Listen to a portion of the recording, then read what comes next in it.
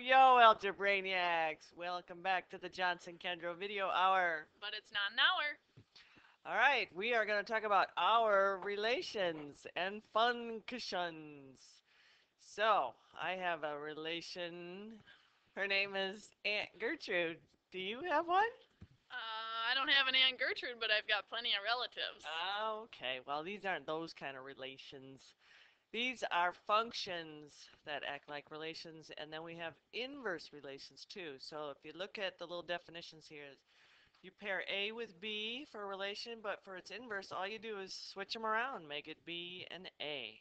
Now, there is a special note here. We better take special note of that special note. It's big and it's in red, so it's pretty special here. Ooh, all right. The inverse of a function may not always be a function. Sometimes you can think of it as using the vertical line test. That's how we know things are functions.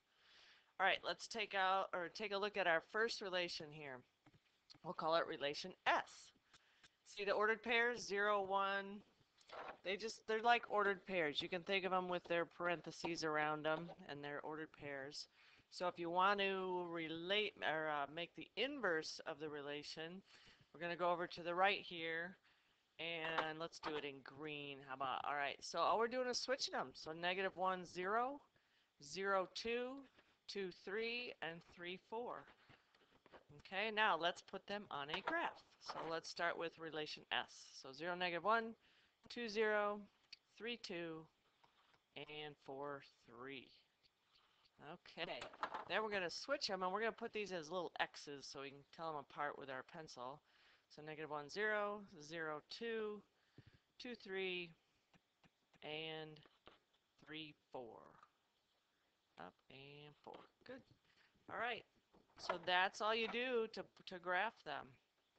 And we have this dotted line we're going to draw in here, and it's basically a reflection over that dotted line. Okay, if you fold the paper right on that dotted line, then one red dot will land right on a green X. All right.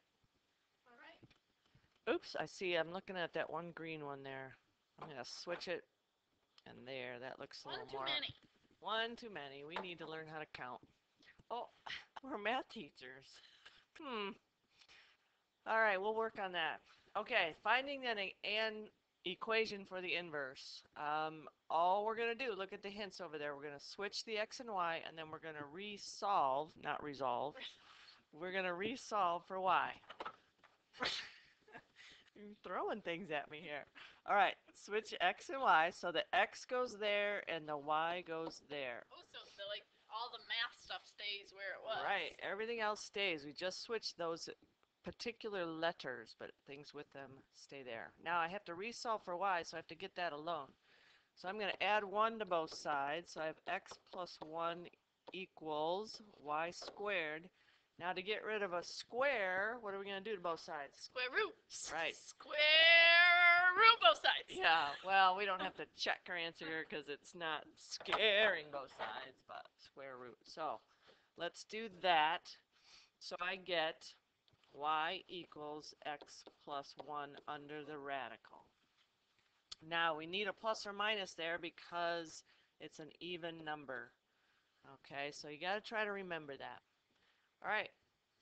How about the next I'm one? going to try the next one. So this is a new function. We're going to find the inverse. We're going to switch x and y, leave everything else where it is, and then solve for y. Those steps would be to subtract 8 on both sides first.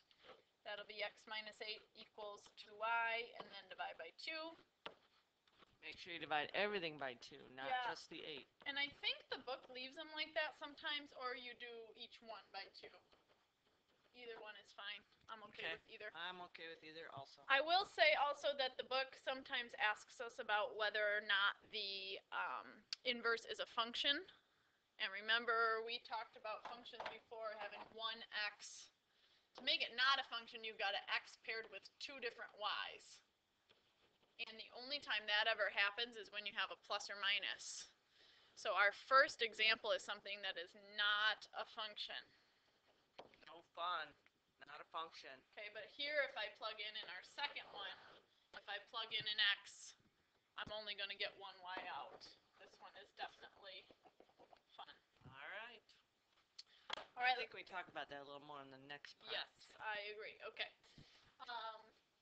Next step we're going to do here, next type of problem, we're going to graph. So we took the equation from up above, y equals x squared minus 1, and we're going to graph its inverse. So first thing to do is graph the original. I hope you remember back from first term, that's a parabola. And our steps for graphing that were to make a t-chart for just this, and then we shifted it down. But if you don't remember that stuff, just make a t-chart. And plug in your numbers.